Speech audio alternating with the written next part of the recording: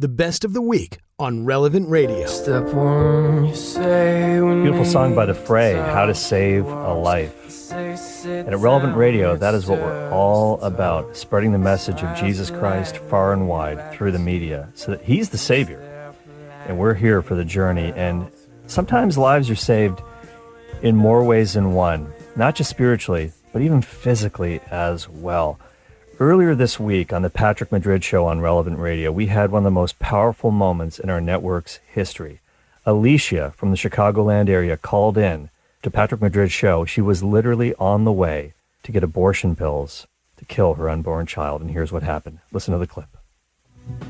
Let's go to Alicia. I hope I'm saying it correctly, in Chicago. Good morning, Alicia. Good morning. I was looking for a sign today. I was randomly, this radio station came on and I just started listening to it. I was actually listening to it when it was NPR. And right now I'm calling because I'm actually on my way to get abortion pills at a clinic. And I truthfully don't know what to do. I've just been so nervous and sick, and I have 2 kids at home, and I just don't want to make life any worse on them or more hard on myself or my husband. My experience is that love multiplies. It doesn't divide. It's not parceled out in smaller and smaller groups or smaller and smaller pieces. But I can't help but think about, in this decision that you're making right now, that in order for those things to happen, somebody has to die. And imagine yourself a year from now, 2 years from now, looking into that face of the little baby boy or girl that you're carrying inside you right now, and just trying to imagine, what would it be like without you? And you'll never have to wonder about that, because you'll have that baby if you make that decision to give life to your child.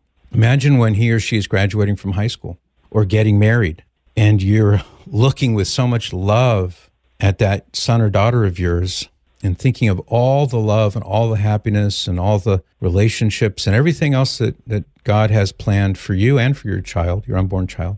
All of that would go away if you were to go through with this. I hope you won't. I really hope you won't. I don't think I will. Thank you. I like I said, I was looking for a sign, and I don't know. I was just listening to this NPR radio, and then you came on, and I wasn't expecting that at all, to be honest, because it sounded like the radio had very liberal views to begin with. And I guess I wasn't expecting to find you today. I'd never heard of your radio show or anything before. I'm really glad you did.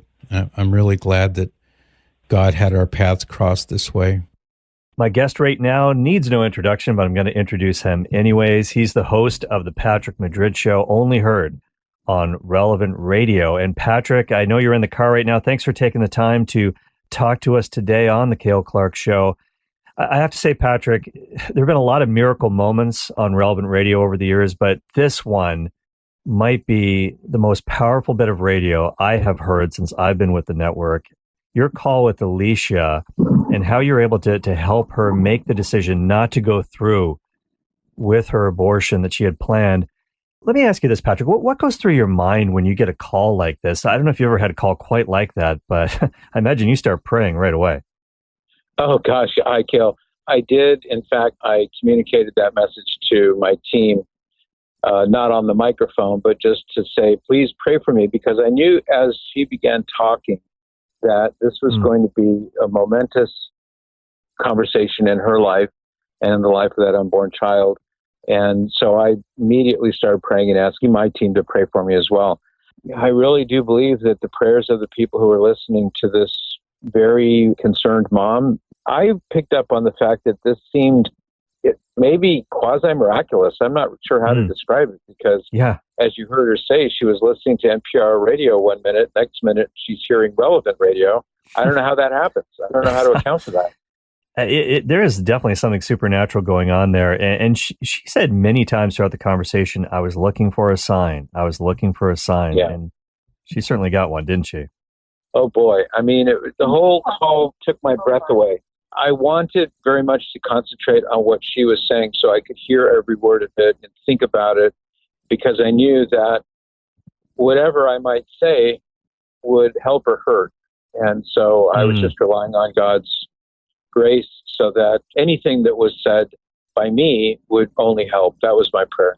You're so calm and fatherly, even in your tone when callers call in to ask you for advice. But in this case, I mean, one of the things that really struck me when listening to this call with Alicia, and also in other conversations that you've had, you are not afraid to clearly, charitably, but clearly speak the plain truth. I mean, one of the things you said to Alicia was, hey, if you go through with this, in order for this to happen, somebody has to die. And I mean, I'm not sure other people would put it quite so bluntly, but you're able to do that in such a way that, it's not offensive to the other person, and it really gets to the heart of the issue.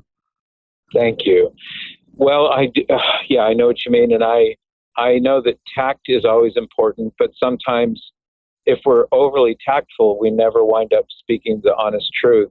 And I just felt in the moment that was the honest truth that needed to be heard in that way.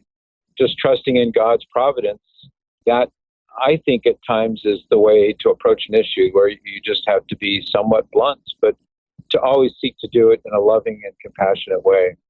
Yeah, that's so true. And Christ certainly was the same. I mean, he didn't pull any punches. He spoke the plain truth to people. Even his critics would admit that, hey, you're no respecter of persons. You always kind of lay it out. Let me ask you this, Patrick. What do you think it is about your approach to callers, to listeners in general, that make people want to seek out your advice? Oh, gosh, I don't know if I have an answer to that question, Cale. For me, at least, it's a mystery how God works in the moment. Certainly, I'm sure you've seen that in your program, and Drew has, and Timmery has, we all have, where things just kind of click into place in ways that you don't calculate ahead of time. So I don't know. I mean, maybe some people feel like they can get a straight dose of the truth and they're not getting it from other sources, maybe. Mm-hmm. And maybe they feel kind of hungry for that. Like, give it to me straight. Tell me what's really going on, or at least what you think is really going on. It may be that. It may be the fact that so few people do that much anymore, because everybody's so afraid of what people might think, Maybe it's that too. No, I think that's well said, Patrick. And Relevant Radio is one of the few places that you can find that kind of conversation on the dial, on the net, through the Relevant Radio app. And let me also say this too. You gave us a great presentation, all of us at Relevant Radio. We had some wonderful days of formation at the worldwide headquarters in Chicago recently. And you gave everybody a great presentation on doing apologetics today. And one of the things that you focused on, and I saw that you use this quite a bit in your call with Alicia. You talked to us about the importance of using the Socratic method. Can you kind of expand on that a little bit and how that works for you? Yeah, sure, Cale.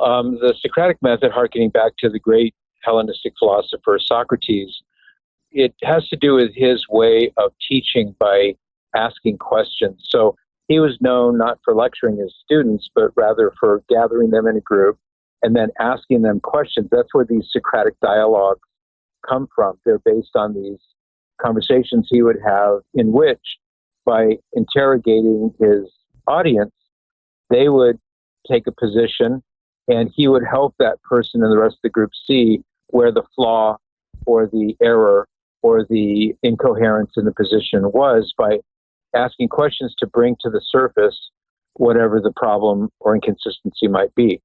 So that's one dimension of it that I find so useful. The other dimension is that everybody wants to tell what he thinks about anything. And true. So by using this method, you actually are allowing the other person to tell what he thinks is true, but doesn't realize that you are doing this in such a way that you can gradually, hopefully, get him or her to see where the problem might lie. And then the third reason that I like this method so much is because we as Catholics have a tendency to allow ourselves to be put on the defensive easily and quickly.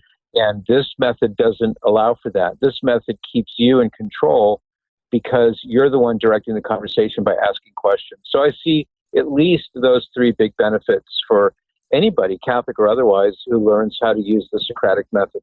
Well, I want to point out to people, this is not in any way any kind of manipulation, where this isn't a technique where you're trying to, quote unquote, win the argument.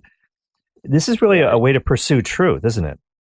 Absolutely. And the key, I think you really put your finger on it, Cale. It's not trying to win an argument, rather to bring the truth to the fore in a way that doesn't make the other person feel browbeaten or pushed or anything. Because if, it's like the old saying, you can lead a horse to water, but you can't make him drink. But as I like to say, you can, however, put salt in his oats to make him thirsty so he'll want to drink. And so I find that using this method of interacting with people is a way to bring them to the point where they're thinking, yeah, that makes sense. I see that now. I didn't see that before. And then it's a win, if we want to use the term win, because that other person is grasping the truth for himself, not because somebody pushed it on him or, kind of forced him into anything. He's coming to see it for himself. And that's a beautiful thing. Yeah, that is so true, Patrick. I remember one time, the first time I met Scott Hahn, he told me that. He said, you've got to try to make people think that they're discovering this on their own. And I thought, how do you do that? I mean, it's easier said than done, but nobody wants to feel like they've made this. I mean, full freedom is so important when it comes to our Catholic faith, and God has to be loved and served with freedom. And so this is a great way to make that happen. I really appreciate you using that method and teaching us about it as well. Yeah, it's thank so you, great. Cale. I appreciate it. And anybody who wants to learn the method can just listen to my program. Yeah, it's on display all the time. And you might call in and say, I'm on to you, Patrick. But no, That's right. that was really a divine appointment. Certainly the Holy Spirit was active, your guardian angel, her guardian angel, all the people praying, as you suggested, many people praying probably on their knees listening to that conversation. And I'm not ashamed to admit, Patrick, I got really choked up when Alicia said, I don't think I will. I don't think I'm going to go through with this. And wow, I mean, this is what it's all about. This is why people donate to Relevant Radio. This is why we're on the air, and our good listeners keep us on the air. It's for miracle moments just like this, real people, real souls, and real lives being saved in this case. So true, so true. And I myself was choked up. I tried not to let that show on air. I don't know how successful I was, but I've heard from so many people the same reaction, Cale. Even people writing in or letting me know that while the call was going on, people kneeling down where they were working or where they were in their homes or something, kneeling down then and there and praying, and lots of tears, lots of prayers for this wonderful woman, Alicia, and her unborn child. And all I can add to that would be, let's not stop praying. We don't know the future. And that's right. And other messages and other opposition, if given half the chance, will try to convince her otherwise. So my continued prayer is for her to remain strong and to be surrounded by people who will support her decision to give her child life. And that's what will happen. And that, 7-8 months from now, that she is going to give birth to a beautiful, healthy, happy baby. And regardless of health, the fact that she's giving life to her child, and that's the main thing. So I would only ask that your listeners continue to pray for her and not just assume it's a done deal. We don't know what lies ahead for this woman.